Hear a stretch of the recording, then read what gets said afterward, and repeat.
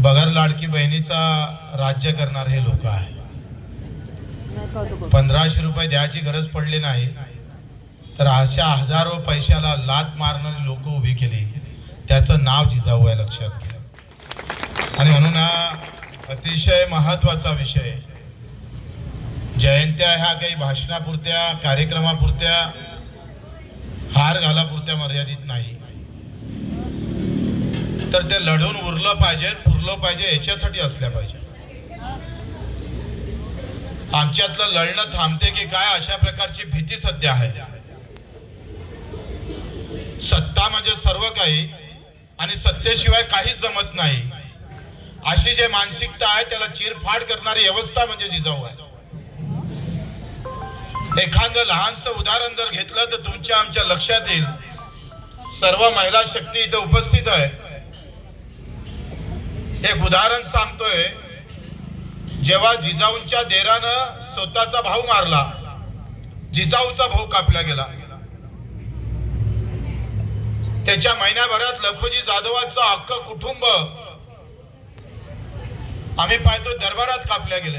5 जण एकाच वेळेस. 15 ते 20 वर्षाचं बाळ ते पण कापल्या गेलं. आणि तरी मात्र जिजाऊ लढण्याची भाषा करत होती. ही लहान गोष्ट नाहीये.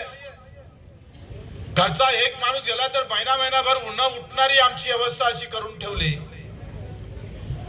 पण एका दरबारात 5 जण कापल्या जात. सक्का देर आम्ही पाहतो जिजाऊच्या भावाला मारत आणि जिजाऊच्या देराले मला वाटतं लखोजी कापतात. हे सगळं आम्ही पाहतोय.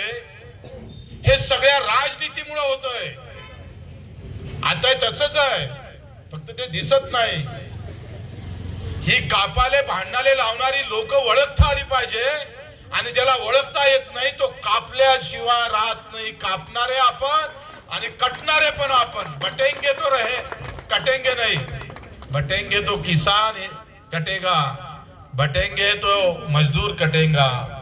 कोई एक धर्म की बात थोड़ी है ये. हे मेहनत करणारा, कष्ट करणारा जो आमचा भाऊ असेल त्याच्या हाती आमच्या हाती आलं काय ते तपासणं गरजेचं आहे. अरे ज्याला 2 पाय नाही त्याचा महिना 4 महिन्यानंतर भेटत नसत. मजुरी करणाऱ्या मजुराला जर आम्ही पाहतो 6-6 महिने पगार भेटत नसत आणि कलेक्टरचा पगार जर 5 महिन्याच्या 5 तारखेच्या आत होत असेल तर जिजाऊची तलवार तिथं शोभून दिसत नाही. ते हातात घ्यावं लागणार आहे, त्याच्याशिवाय जमणार नाही. हे काही गंमत साधी गोष्ट नाही आहे. एका जिजाऊच्या घरामध्ये 3 संभाजी कापल्या गेले.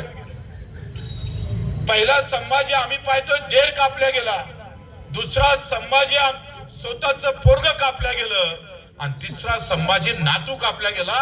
पण संभाजी नाव सुद्धा या भोसले घरानं सोडलं नाही. जे तलवार घेऊन आमच्या लेकी वाचवल्या त्याच तलवारीचं लेखणी करण्याचं काम सावित्रीनं केलं. हे सुद्धा विसरता कामा नये, लक्षात घ्या. तलवारीची लेखणी केली आणि लेखणीच्या माध्यमातून आमच्या ज्या वाचवलेल्या जिजाऊच्या लेकी पुन्हा शिक्षणाकडे वळल्या पाहिजे. असं हे नातं आहे. ते जातीपाती धर्मापुरतं मर्यादित ठेवू नका. ते खऱ्या अर्थानं कर्तृत्वाचं नातं आहे. छत्रपतीची तलवार आणि बाबासाहेबांची घटना आम्ही पाहतोय. हे नातं जुळतं मुळतं करण्याचं काम खऱ्या अर्थानं आपण आखलं पाहिजे.